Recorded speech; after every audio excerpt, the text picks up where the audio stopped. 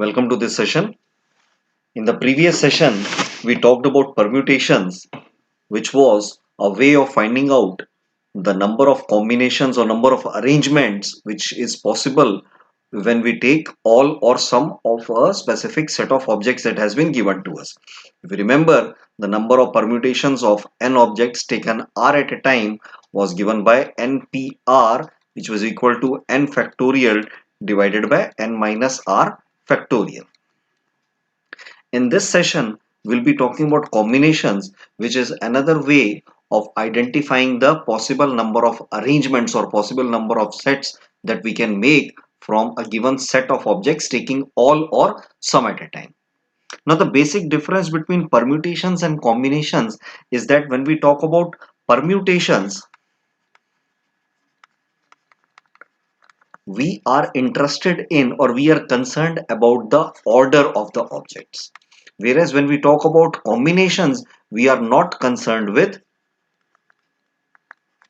the order. That is the basic difference between the permutations and the combinations. So let's start. So in case of combinations, we are not interested in arranging. See, whenever we talk about arrangement, we are talking about an order. If I say I want to arrange some objects in a specific order, right? But in case of combinations, we are not interested in arranging, but only in selecting our objects from given n objects. Once again, let me repeat. Permutations meant when we try to find out the number of arrangements of our objects from the given n objects. But in case of combination, I'm not interested in finding the arrangements. I'm only interested in finding the ways of selecting our objects from n given objects.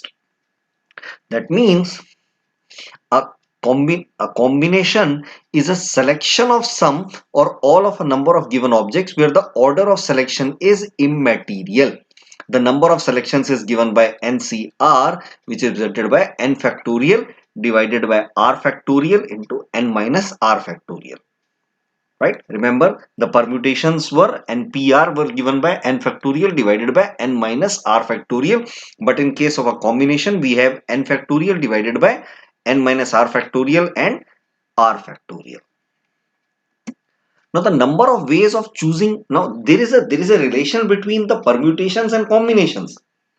If we want, we can identify, we can find out the relation between the permutations and the combinations. The number of ways of choosing an ordered set of R objects. The number of ways of choosing an ordered set of R objects out of n is equal to the ways of number of choosing an unordered set of R objects out of n times the number of ways of arranging R objects. That means here in case of NCR, what I am doing is NCR means number of ways of selecting R objects out of n given objects. Once I have selected the R objects, now how many ways I can arrange these R objects? Once I have given the R objects, how many ways I can arrange these R objects is given by the R factorial. And if I multiply these two, what I'll get is, I'll get the number of ways of arranging R objects out of the given n objects, which is nothing but the permutations. So we have a relationship between the permutation and combination, which says NPR is equal to NCR multiplied by R factorial, which should be obvious because NCR is given by this and NPR is equal to n factorial divided by n minus R factorial. So if I multiply the combinations by R factorial, I am left with the permutations. So there are certain remarks that I want to make. There are certain relations which are important when we talk about combinations. These are the three basic things. One is, if I want to take the combination of n objects, taking all of them at the same time. That means if I want to select n objects out of n objects. Once again, let me repeat, the arrangement is not important. So if I want to find out the number of ways of selecting n objects out of n objects, so that obviously will be equal to 1. There is only one way of selecting all of the n objects. Then again, there is only one way of selecting none of the n objects. The last point, again a very important point, if I'm selecting r objects out of n given objects. Now the number of ways of selecting r objects out of n given objects is same as the number of ways of selecting the remaining objects. So that means if NCR means the number of ways of selecting r objects out of n given objects, it is same as the number of ways of selecting the remaining objects. The remaining objects obviously will be n minus r out of the given n objects. Once I have been given a problem, how to identify whether to use permutations or combinations. Now it's very simple, just two simple thumb rules. If the problem calls for the number of arrangements, if the question says that you have to find out the number of arrangements, then use permutation. Or if the question says that the different orders are to be counted separately, then use permutations. If the question says find the number of ways of selecting object, then use the combination. Or in other words, if the order of selection is not important, if one order is as good as another order, then use combinations. So let's have a simple example which will give you an idea of when to use permutations and when to use combinations. So a teacher wants to randomly choose 5 people from the class of 30 to help out at the open day. So let us say there is a class of 30 people and the teacher wants to choose 5 people out of those 30 to participate or to help the teacher out in some open day activities. Now how many ways can this be done? Now see here, there is no specific order. There is no specific order of choosing the 5 people. See, the first person, the second, the third, the fourth and the fifth, all of them will be helping out the teacher. It's not that the first person will be helping out more or the second person will be helping out less or so on.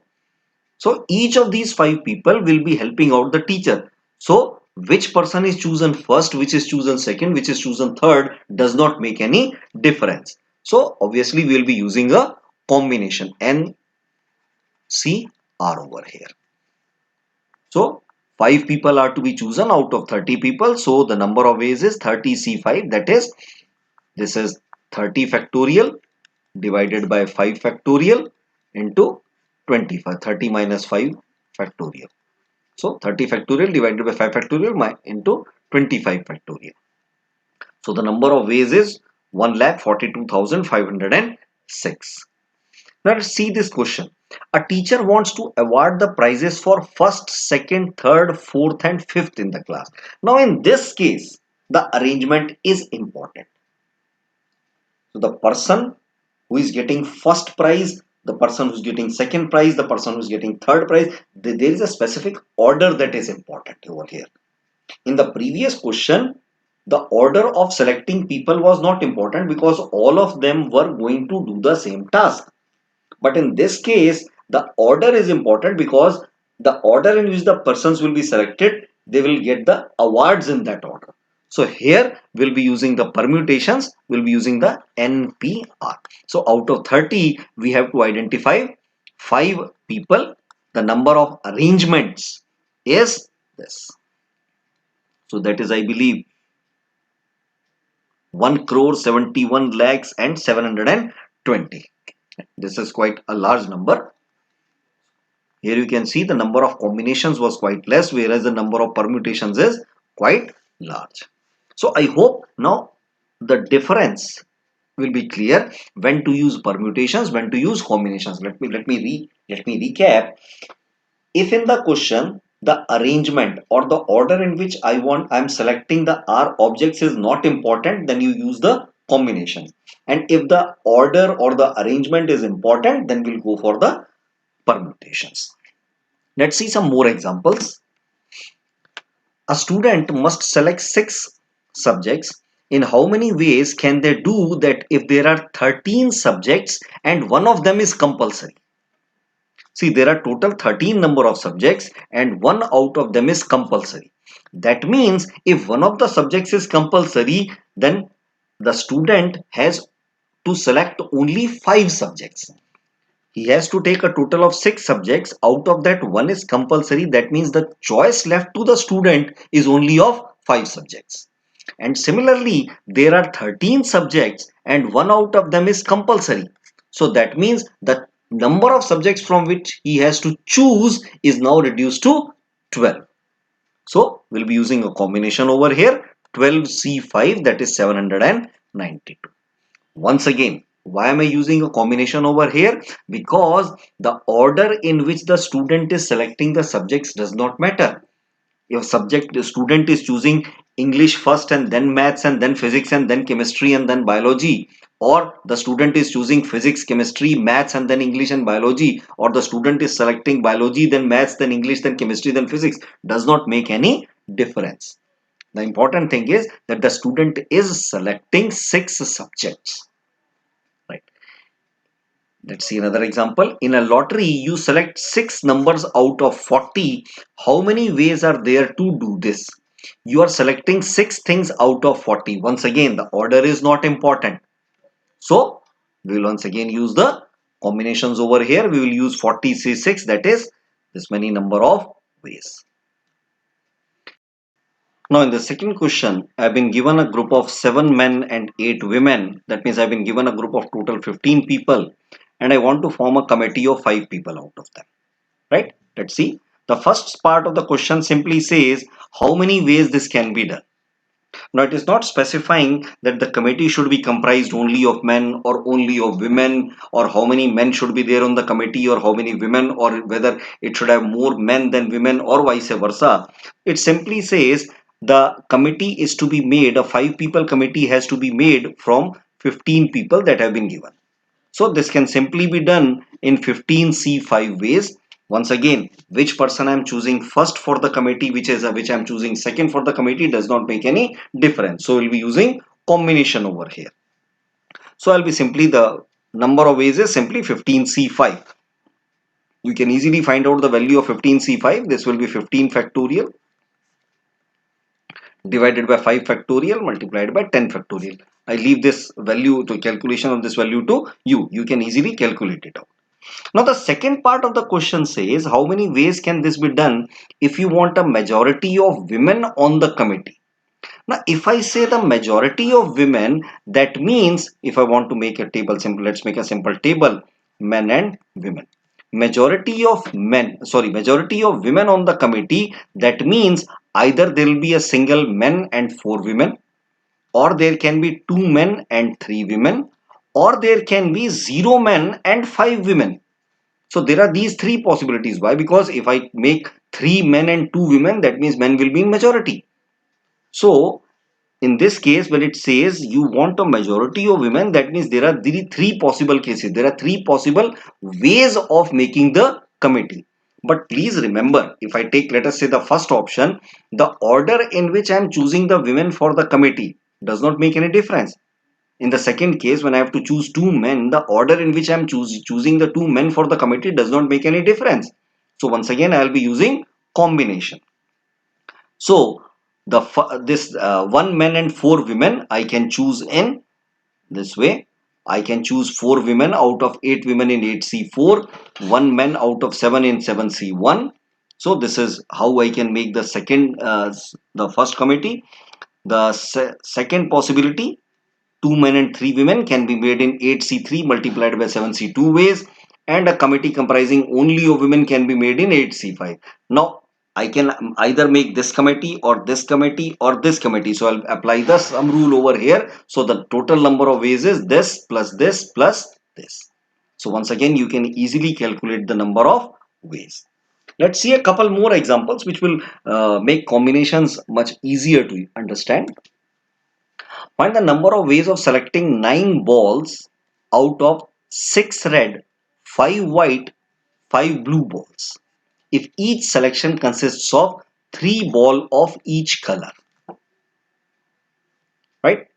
Once again, I have to choose 3 balls of each color. A total of 9 balls are to be selected. Please understand, I have 6 red balls. Let's take a simple example. I have 6 red balls and I have to choose 3 out of them. Once again, the order does not matter. The 6 red balls will be all alike. So which one I am choosing first, which I am choosing second will not make any difference. So number of ways of choosing the 3 red balls out of 6 is 6c3. Number of ways to select 3 white balls is 5c3. Why? Because there are 5 white balls. There are 5 blue balls. So the number of ways to select 3 blue balls is 5c3. So the number of ways to select this is 6c3 multiplied by 5c3 multiplied by 5c3, that is 2000. So there are a total of 2000 ways in which you can select these 9 balls if the selection should consist of 3 balls of each color. When I'm making combinations, there can be certain restrictions that can be placed on making the selection. The 3 basic type of restrictions can be: number of ways of choosing R objects out of n different objects if p particular objects must be excluded. Right, this is this example that we have already taken when we said that there should be 2 women which should be there on the committee, or there we said that we can say that there should be exactly 2 men that are there on the committee. That is a restriction. So number of ways of choosing R object out of n different objects if p particular objects must be included. So if p, sorry, excluded, if p objects are to be excluded, that means how many objects are remaining? N minus p objects.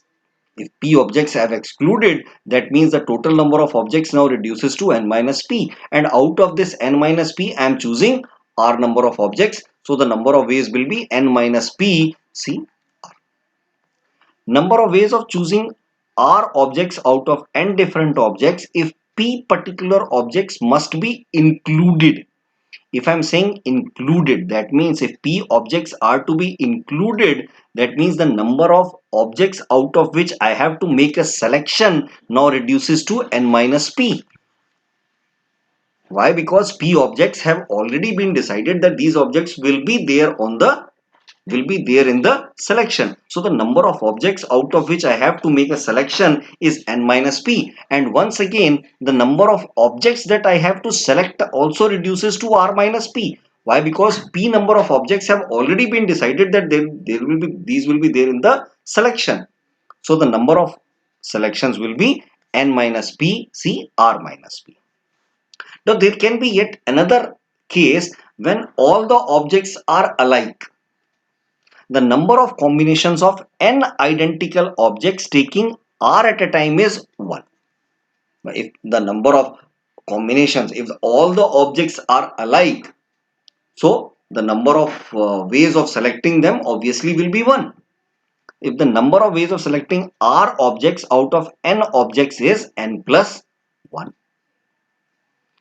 If out of p plus q plus r plus s objects, p are of one type, q are of another type, r of a third type, and s are of another type, the total number of combinations is p plus 1, q plus 1, r plus 1, 2 to the power s minus 1. Now let's spend a little time over here.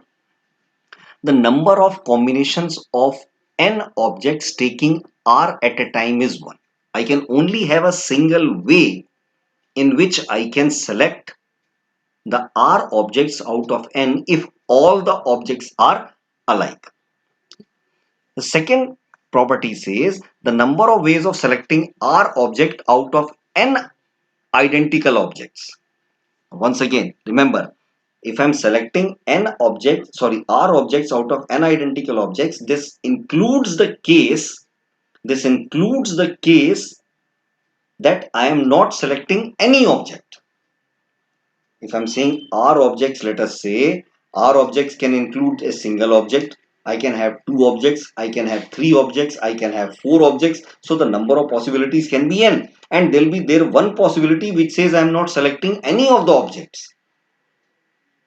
So this means the total number of ways will be n plus 1. Now if I say out of the objects, if p are of one kind, that means these p can be selected in p plus 1 ways. Remember, one of the ways is when we are not selecting any of the p objects. Q are of another type. Once again, the number of ways will be q plus 1. R of another type. That means once again we are using r plus 1. And the remaining objects are all different. The remaining object s are all different, so the number of ways will be 2 to the power s. Either an object will be selected or it will not be selected. So the number of ways will be 2 to the power s for the particular s object. So the total number of combinations will be p plus 1 multiplied by q plus 1 multiplied by r plus 1 multiplied by 2 to the power s. But remember, out of this, one possibility is when I am not selecting any of the p objects, any of the q objects, any of the r objects, or any of the s objects. So that I have to eliminate. So the number of total possibilities will be this whole thing minus 1. Let's take an example which will make it more clear. If there are 4 oranges, 5 apples and 6 mangoes in a fruit basket, in how many ways can a person select fruits from among the fruits in the basket? Please remember, it is not being specified how many fruits that the person has to select. The person can select a single fruit or 2 fruits or 3 fruits or 4 fruits. There are a total of 4 plus 5, 9 plus 6, 15 fruits. 4, 9 plus 15. Out of these 15 fruits, the person can select any number of fruits. So, once again, I am assuming that all the 4 oranges are alike, all the 5 apples are alike, and all the 6 mangoes are alike. There is no way of distinguishing between the different oranges or different apples or different mangoes. I am assuming this. So 0 or more oranges can be selected in 5 ways. 0 or more apples can be selected in 5 plus 1, that is 6 ways. 0 or more mangoes can be selected in 6 plus 1, 7 ways. So the total number of ways will now become 5 multiplied by 6 multiplied by 7. That is 210. But this 210 is having one case where the person is not selecting any orange, the person is not selecting any apple, and the person is not selecting any mango. That means the person is not selecting any fruit at all. But that we have to eliminate. So the total number of ways that came over here was 210. 210 minus 1 is 209. So this is how you solve the questions for combinations. I hope it is clear. If you have any doubts, you can always pose the queries to me and I'll try to respond back to you. Right? Till the next time, thank you.